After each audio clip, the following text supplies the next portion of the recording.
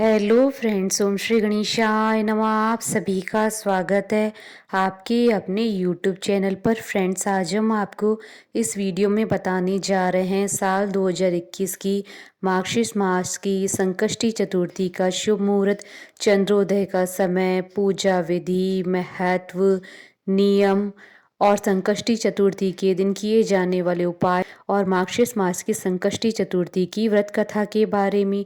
Friends, video शुरू करने से पहले आपसे रिक्वेस्ट है, अगर आप हमारे चैनल पर नए हैं और आपने अभी तक चैनल को सब्सक्राइब नहीं किया है तो प्लीज़ सब्सक्राइब कीजिएगा चैनल को, साथ ही प्रेस कीजिएगा बेल आइकन को, जिससे नए वीडियो से रिलेटेड नोटिफिकेशन आपको तुरंत प्राप्त हो सके। और वीडियो पसंद आने पर वीडियो को लाइक और शेयर ज़रूर कीजिएगा ताकि सभी भक्तों को इस वीडियो का लाभ प्राप्त हो सके।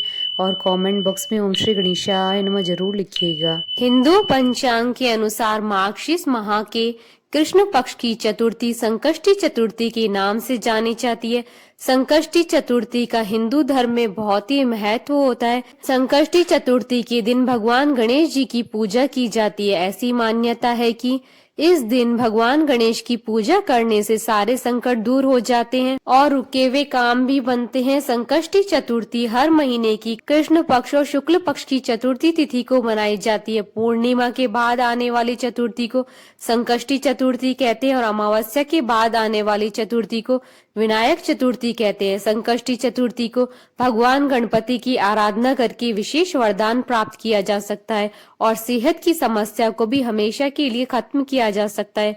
मार्गशीर्ष माह के कृष्ण पक्ष की चतुर्थी भी बहुत खास होती है। इस दिन व्रत रखने से पारिवारिक कलेश भी खत्म हो जाते हैं। मार्गशीर्ष मास के कृष्ण पक्ष की चतुर्थी को संकष्टी चतुर्थी का व्रत किया जाता है। इस दिन भगवान गणेश जी का विधि पूर्वक पूजन करने से सभी मनोकामनाएं पूरी होती है। मान्यता है कि संकष्टी चतुर्थी संकटों को खत्म करने वाली चतुर्थी है। गणेश जी को इस दिन दूर्वा चढ़ाना चाहिए। दूर्वा में अमृत का वास होता है। गणेश जी को दूर्वा अर्पित करने से स्वास्थ्य लाभ होता है।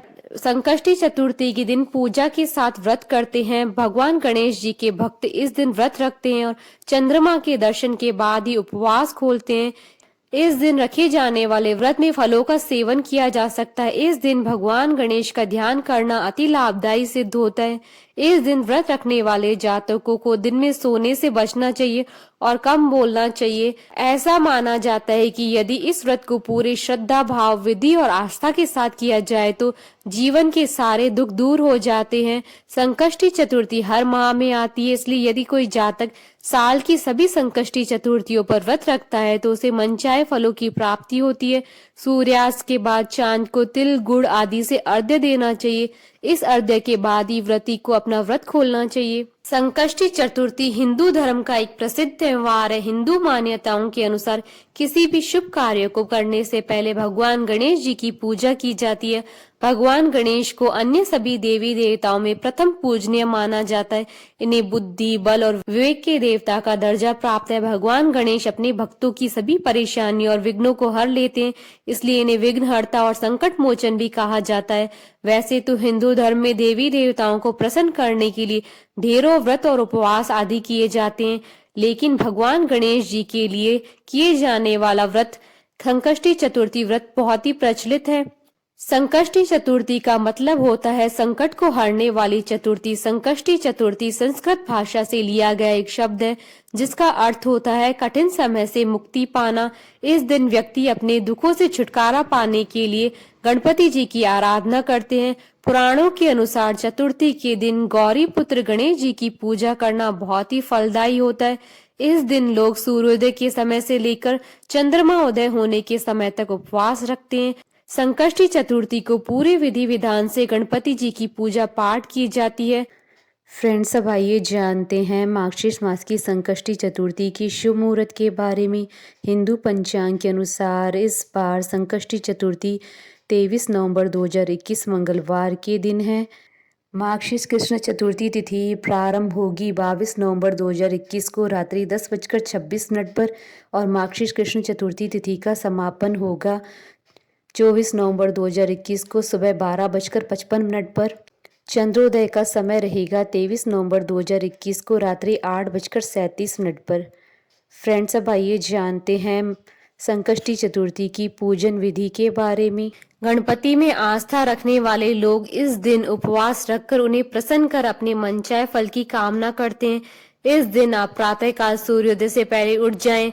व्रत करने वाले लोग सबसे पहले स्नान कर साफ और धुले हुए कपड़े पहन ले। इस दिन लाल रंग के वस्त्र धारण करना बेहद शुभ माना जाता है और साथ ही यह भी कहा जाता है कि ऐसा करने से व्रत सफल होता है। स्नान के बाद गणपति जी की पूजा की शुरुआत करें। गणपति जी की पूजा करते समय जातक को अपना मुख पूर्व या उत्तर दिशा की ओर रखना चाहिए। सबसे पहले आप गणपति जी की मूर्ति को फूलों से अच्छी तरह से सजा लें। पूजा में आप तिल, गुड़, लड्डू, फूल, तांबे के कलश में पानी, धूप, चंदन, प्रसाद के तौर पर केला या नारियल रख लें। ध्यान रहे कि पूजा के समय आप देवी दुर्गा की प्रतिमा या मूर्ति अपने पास रखें। ऐसा करना शुभ माना जाता है। गणपति जी को रोली लगाएं, फूल और जल अर्पित करें। संकष्टी को भगवान गणपति को तिल के लड्डू और मोदक का भोग लगाएं। गणपति जी के सामने धूप दीप जलाकर गणपति जी के मंत्र ओम गण गणपते नमः का जाप करें। पूजा के बाद आप फल, मूंगफली, खीर या साबूदाने को छोड़कर कुछ भी न खाएं। बहुत से लोग व्रत वाले दिन सेंधा नमक का इस्तेमाल करते हैं, लेकिन आप सेंधा नमक नजरअंदाज करने की कोशिश करें। शाम के समय चांद के निकलने से पहले आप गणपति जी की पूजा करें और संकष्टी व्रत कथा का पाठ करें। पूजा समाप्त होने के बाद प्रसाद बांटें और रात को चांद देखने के बाद व्रत खोला जाता है। इस प्रकार संकष्टी चतुर्थी का व्रत पूर्ण होता है। फ्रेंड्स, अब आइए जानते हैं संकष्टी चतुर्थी के दिन भगवान गणेश जी को प्रसन्न करने के उपायों के बारे में। यदि किसी जातक के जीवन में लगातार परेशानी आ रही है तो उसे संकष्टी चतुर्थी के दिन शक्कर मिली दही में छाया देकर भगवान गणेश को अर्पित करनी चाहिए। इससे रुके हुए काम बन जाते हैं। संकष्टी चतुर्थी के दिन गणपति की पूजा करने से घर में नकारात्मक प्रभाव दूर होते हैं और शांति बनी रहती है। ऐसा कहा जाता है कि गणेश जी घर में आ रही सारी विपदाओं को दूर करते हैं और व्यक्ति की मनोकामनाओं को पूरा करते हैं। चंद्र दर्शन भी चतुर्थी के लिए बेहद शुभ माना जाता है। सूर्योदय से प्रारंभ होने वाला यह व्रत चंद्र दर्शन के बाद ही संपन्न होता है। पूरे साल में संकष्टी चतुर्थी के 13 व्रत रखे जाते हैं। सभी व्रत के लिए एक अलग अलग व्रत कथा है। फ्रेंड्स, अब आइए प्रारंभ करें मार्गशीर्ष संकष्टी गणेश चतुर्थी व्रत कथा। पार्वती जी ने गणेश जी से पूछा कि अघन कृष्ण चतुर्थी संकटा कहलाती है। उस दिन किस गणेश की पूजा किस रीति से करनी चाहिए?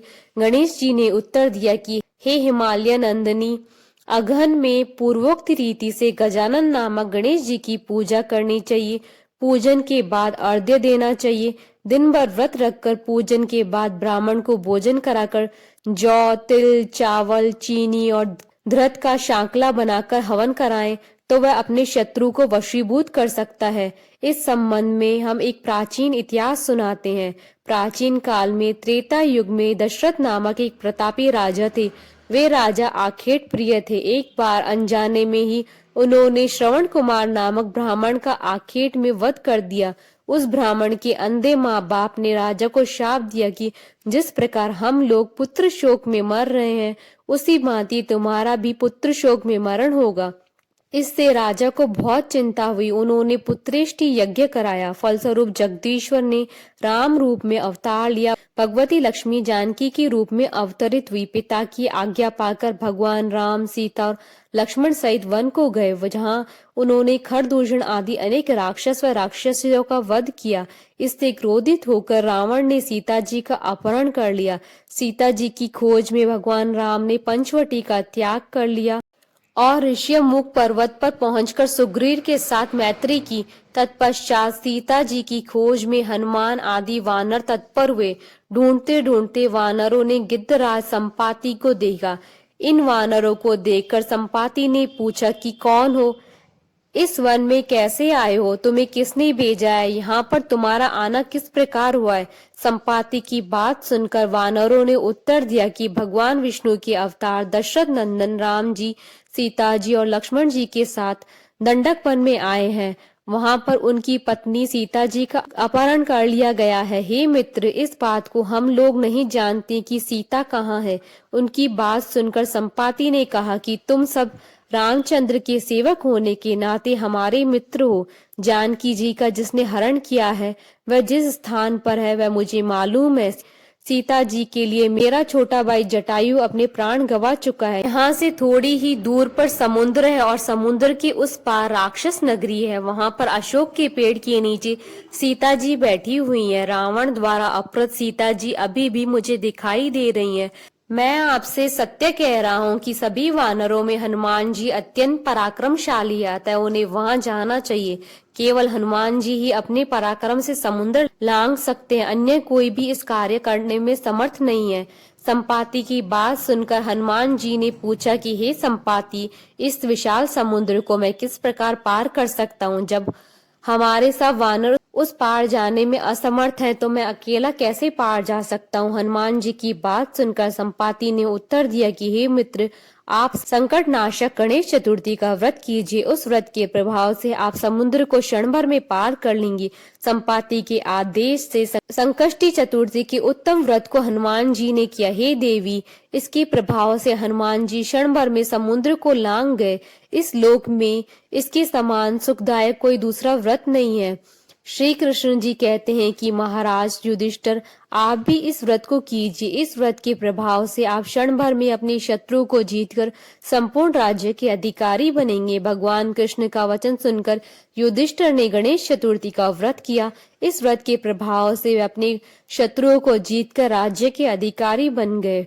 बोलिए भगवान गणेश जी की जय। हमारे साथ इस वीडियो में अंत तक बने रहने के लिए आपका धन्यवाद। ओम श्री गणेशाय नमः।